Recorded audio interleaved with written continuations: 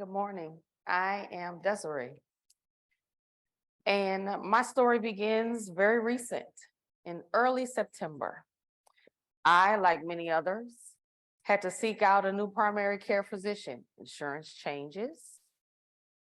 My doctor was retiring. So, what did I do? What every other patient advocate does: reach out to our networks, our communities, and say, who would you recommend? My trusted community, right? So I get referrals. This doctor is amazing. Okay, set that appointment, go in. We have a wonderful appointment. I have been living and managing diabetes for a very long time. And she goes through my history and she says, Desiree, there's a new medication that I think will work great for you. It is my favorite medication. I prescribe it to all of my patients.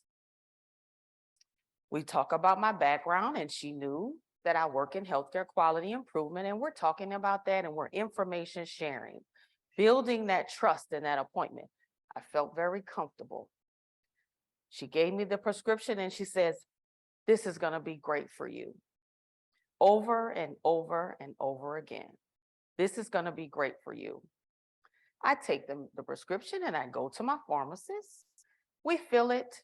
The pharmacy is extremely busy.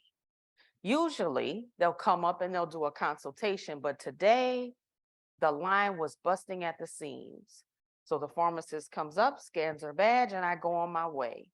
Me, I'm trying to be considerate, like, no, I don't need consultation.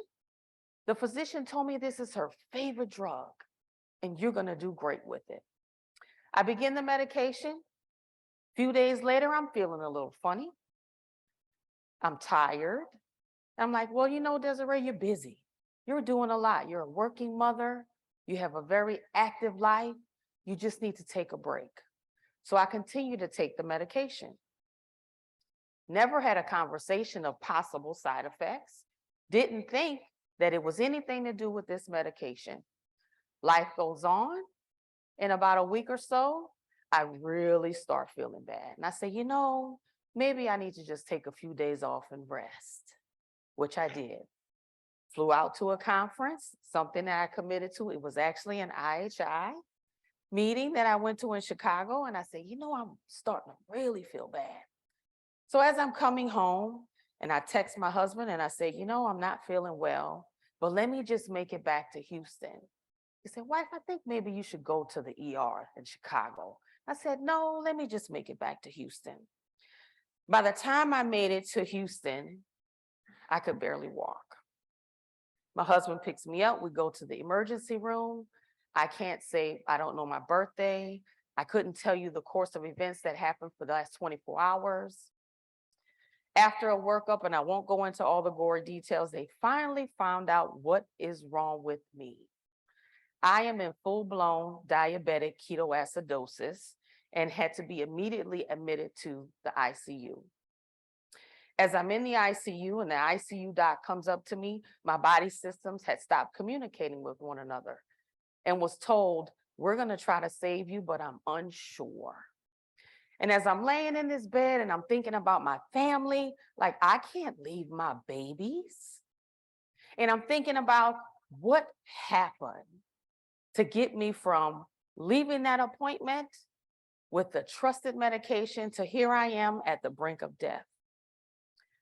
10 days later, I'm stabilized, discharged home. I receive a phone call from that physician. It's pinged in the system. We have a conversation. And I tell her, I said, this is XYZ. And she tells me, I am so sorry. I am sorry that you had to go through this. I am sorry. Again, great bedside manner, very trusted in the community. My what ifs are, what if there was a system and process in place to ensure that I received proper education about possible side effects of a new medication? What if there were also systems and processes in place to ensure that there were follow-up labs that needed to be done, right? My what if is the biases that we brought into the office and we talked through. Desiree's in healthcare quality improvement. She doesn't need education on medication. What if we check our biases at the door and every patient, whether I'm mopping floors or working as a CEO in a hospital, receive the same type of education? My last what if is about accountability. What if at the end of the day, someone is held accountable for their actions? Here I am standing before you today. This happened in September and October. This is very fresh. I just received a bill from the hospital, $70,000. I'm working on a payment plan with that hospital system. It is Christmas. That's going to affect what I do for my family. What ifs? What ifs? Your thank yous and sorries don't pay my bills. So at the end of the day, what if? What if? What if?